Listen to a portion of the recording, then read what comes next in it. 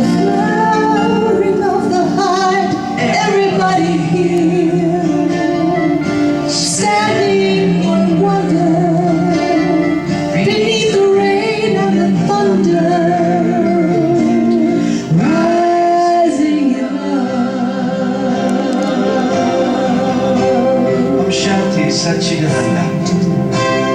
Om Shanti Satchidananda. Om Shanti. Om, that means peace on earth. Satchidananda is the Guru.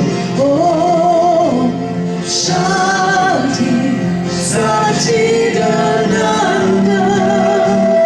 Om Shanti. We are awakening to a long forgotten memory. Dawn is breaking, waves are coming in. We are awakening to this perfect imperfection, celebrating in the oneness of it all. Everybody here is standing in wonder, beneath the rain and the thunder, rising in love. Om Shanti Satchidananda. Om Shanti Om. We are awakening. Om Shanti Om. We are awakening. Om Shanti Om. Om Shanti Om. Om Shanti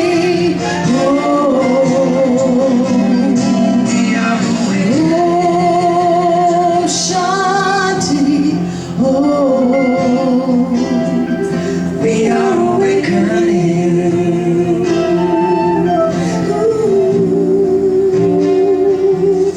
We are awakening.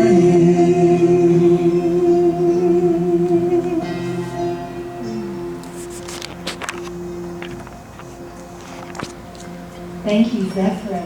Beautiful. So today we're going to look at one question that could radically improve the relationships you have with your family, with your friends, with yourself, and even with those pesky, challenging people. Anyone have any of those? Put your hands up now, those pesky, challenging people in your life. Before I reveal that question, though, I'm going to share a couple of stories. Now, like many of you, I've had many different career paths. Before I became a minister, I was a teacher, a school teacher, and before that I taught ice skating, and I actually at one point traveled with Holiday on Ice in Europe.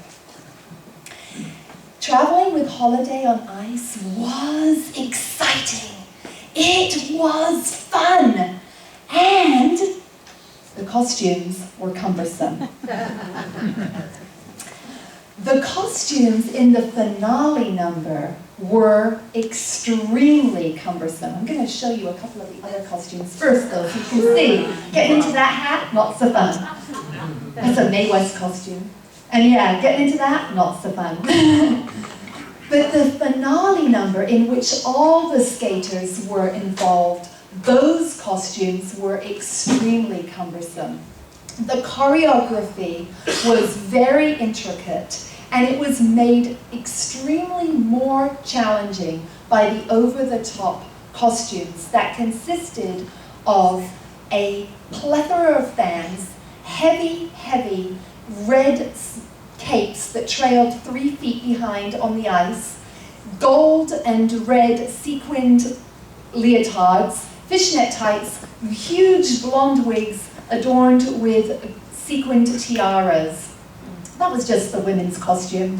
The men wore red catsuits that were also sequined and also had the huge feathers at the back. And each female also had, let me show you one of these. Yep, there it is, the costume.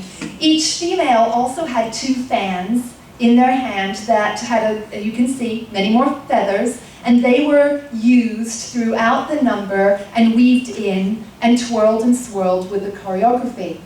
But the pièce de la résistance of this whole number was when the house lights dimmed and we had a little switch inside our cape that we would switch, and all of our whole entire costume would light up with a multitude of fairy lights, and then fireworks would come down from the headers and the rafters, and it was a spectacular extravaganza for the eyes.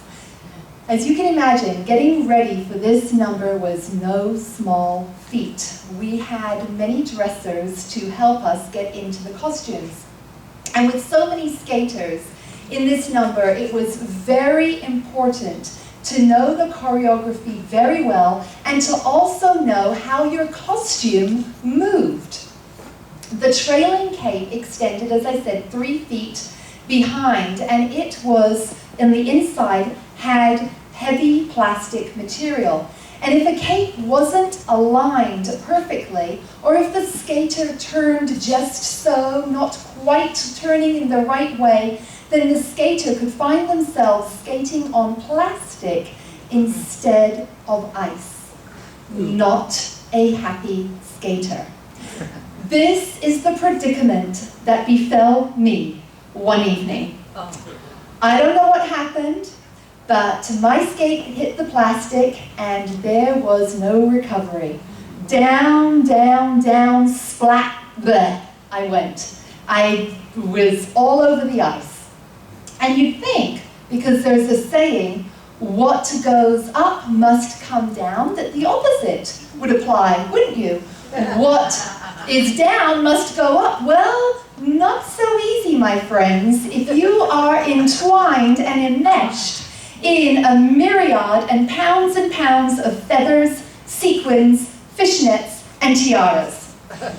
When I finally did get up, I was ecstatic, jubilant, for about 2 seconds, because I discovered that all of a sudden the women that I was supposed to be skating with were no longer there. They had gone on to their new bit of choreography, and instead I was skating amidst the men, which was wonderful. But I didn't know their choreography, and much to their dismay, they just all sort of looked at me as I sort of did the holiday on ice thing that we're taught to do, smile! So here I am in the middle of the whole thing, smiling away. That's actually not a picture of the actual event, but you can see how it's all intricately woven. And there's the aerial photo of it. So I tried throughout that number to get back to the women's group, but I couldn't. So we did the best of it. The number ended, there I was, still with the guys. I have a whole plenty more Holiday on Ice stories that I'm going to weave in, because I got some really great ones, but not today. Those are for another time. But I tell you this story because perhaps you can relate to it. Perhaps in your life, perhaps even right now, you feel like you've fallen down and are struggling to get up. Isn't that beautiful, that leaf? Just love that. Perhaps you're actually out of sync with what you feel you desire to create.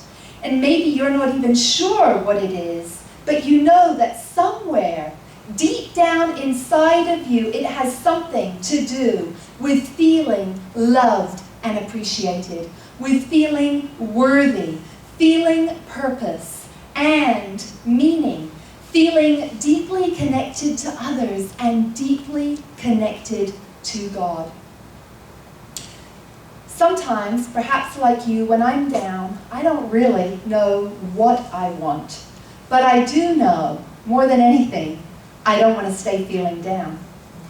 And sometimes when we're feeling down, what we want is just to be loved by our friends, by our family, by our loved ones. Isn't that the case?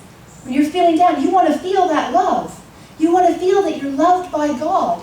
Yet sometimes when we're in that space, we're not open to receive it because we don't ask for it. So we're not open. We can't receive it because we don't ask. The reason is often when we're feeling down is we're like, my goodness, I'm down, and they should know. They should know, they should be mind readers. How comes they don't know? How comes they are not loving me better? Here I am, down, splattering around. What's up with that? Yet there are those amongst us who do know how to love us automatically, instinctively, unconditionally. They don't need to be told. They just do it. Who am I talking about? Listen to the following true story. The father had been a lumberjack and had loved his job. As the years marched on, he became, I need my glasses because I cannot see up here, it's so dark. As the years marched on, he became irritable whenever anyone teased him about his advancing age, or when he couldn't do something that he'd done as a younger man. When he turned 67, he had a heart attack. He survived, but something inside him died. His joie de vivre. He just didn't have it anymore. Offers of help that came from his family and friends were met with sarcasm and insults. Thank you. I have the light now, as we all do. The visitors who came to see him dwindled, and the father was left alone. The daughter and her husband asked the father to come and live with him on their small farm. Within a week after he moved in, they regretted it. The father complained about everything. He became irritable and took his anger out on everyone, as did the daughter, because she was frustrated by the whole scenario. And the two of them began to bicker a lot. At her wit's end, the daughter sat down with the phone book, probably nowadays the internet, and called surrounding mental health clinics. She explained the problem to each sympathetic voice. Finally, when she called someone, the voice on the end said something. She had been calling around, and this voice responded and said, "You know, I just read an article that may be helpful to you."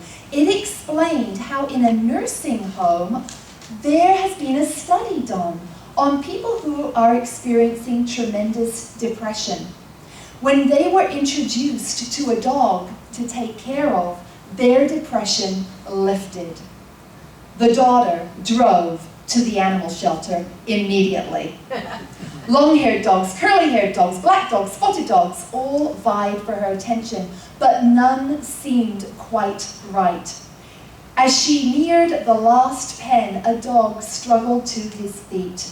It was a pointer, his muzzle gray with age, and something about his clear, calm eyes captured her attention. She was told that the dog just showed up outside the animal shelter and that no one had come to claim him and that he was due to be euthanized the following day. She took the dog home. The father wrinkled his face in disgust. "If I'd have wanted a dog, I'd have gotten a better one, a more appealing specimen. You better just take that dog back to that shelter where he came back from. He's just a bag of bones and not worth anything. I don't want him." Anger arose in the daughter. You'd better get used to him, Dad. He's staying. The father ignored her. Did you hear me, Dad? She screamed. They stood glaring at each other. Suddenly, the dog pulled free from her grasp and sat down in front of the father. Then slowly, carefully, he raised his paw. The father stared at the uplifted paw. Confusion replaced the anger in his eyes. The dog waited patiently. The father dropped to his knees and began to hug the dog. The father named the dog Cheyenne. Together, they spent long hours walking and reflective moments by the river. They even attended Sunday services together, the father sitting in a pew and Cheyenne laying patiently at his feet. The father and Cheyenne were inseparable for the next 3 years. The old man's bitterness faded, and he and Cheyenne made friends everywhere they went. Then late one night, the daughter was startled to feel Cheyenne's cold nose burrowing through her bed covers. She and her husband ran into the father's room. The father lay in his bed, his face serene, but his spirit gone. 2 days later, her shock and grief deepened when she discovered Cheyenne laying dead beside her father's bed. As she and her husband buried him, she silently thanked the dog for the help he had given her in restoring the father's peace of mind. At the funeral, she was amazed to see how many friends her father and Cheyenne had made. They filled the church. The pastor's eulogy was a tribute for both her father and the dog that had changed his life. And then he turned to Hebrews 3:2. Be not forgetful to entertain strangers. I've often thanked God for sending that angel, he said. For the daughter, everything suddenly dropped into place. The sympathetic voice that had read the right article, Cheyenne's unexpected appearance at the animal shelter, his calm acceptance and complete devotion to her father, and the proximity of their deaths. She suddenly understood. She knew that God had answered her prayers in the form of a dog named Cheyenne.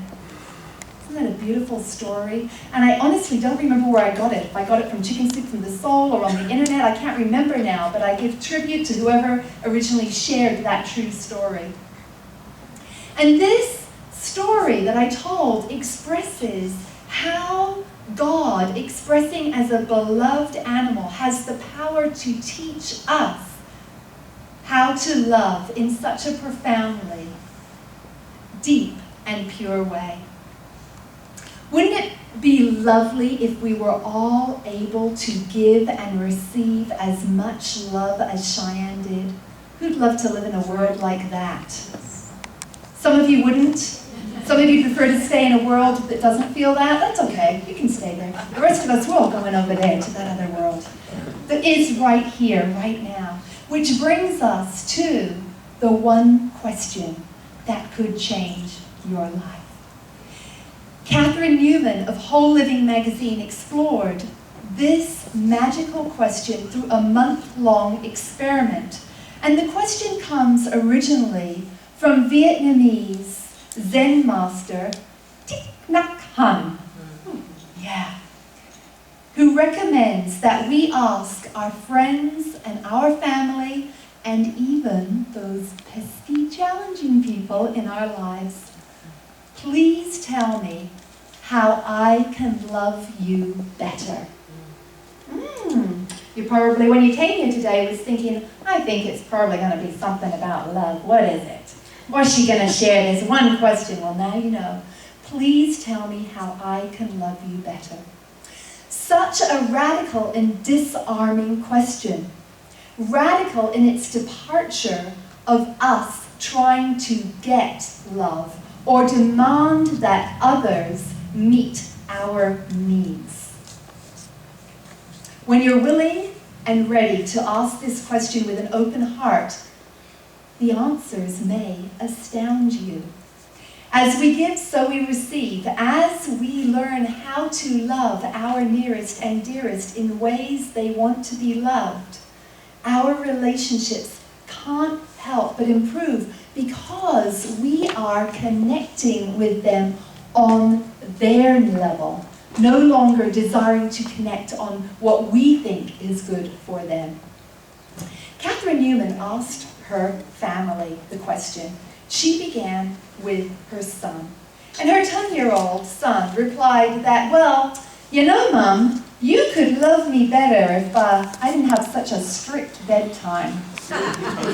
So she thought about this and she thought, well, gosh, I'm concerned that if he stays up all hours of the night, he won't be able to do his homework and to have energy the next day for his studies. But she decided, in all fairness, she'd ask the question, so she'd go ahead and let him stay up. And she was quite surprised and delighted, I might add, that she'd given free rein. He only stayed up a tad later than his normal bedtime. But he was thrilled and she was thrilled. When she approached her 7-year-old daughter, Birdie, with the same question, Birdie was really wanting reassurance that if she said what she really wanted, that it wouldn't upset her mother. So when Catherine gave her that assurance, she said, well, Mum, you know when you are upset at me about something, or you're calling me or telling me off, I wish you would use a different voice, not that kind of real mean scolding voice, but instead, you know how the neighbor around the just next door calls for her cats and dogs to come in? Could you use a really sweet voice like that instead when you're telling me off about something? So Catherine tried that, and she loved it. Birdie, time for homework. Birdie, pick your clothes up off the floor. Birdie, brush your teeth. And everyone was happy by that. She also asked if she would spend more time with her in the garden. When she asked the question of her husband, Michael, his first response, jokingly, was in response to more sexual favors. After more serious consideration, he requested receiving less criticism and less blame.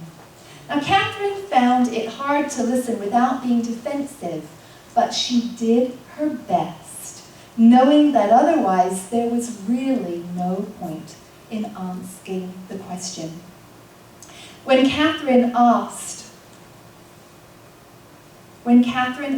her parents how she could love them better, they expressed their concern about the burden their daughter must already feel in having to care for them. And here, so sweet, Catherine got the opportunity to reassure them in all honesty that they were not a burden at all, that she simply craved their company and loved them. Catherine hesitated before asking Lydia, a close friend, the question, thinking the response would be, more time with me, call me more often, be more available. But Catherine was absolutely stunned at Lydia's response, because Lydia said, gosh, no, we're both so busy. This works great for me. And Catherine realized that her own false assumptions had created undue worry.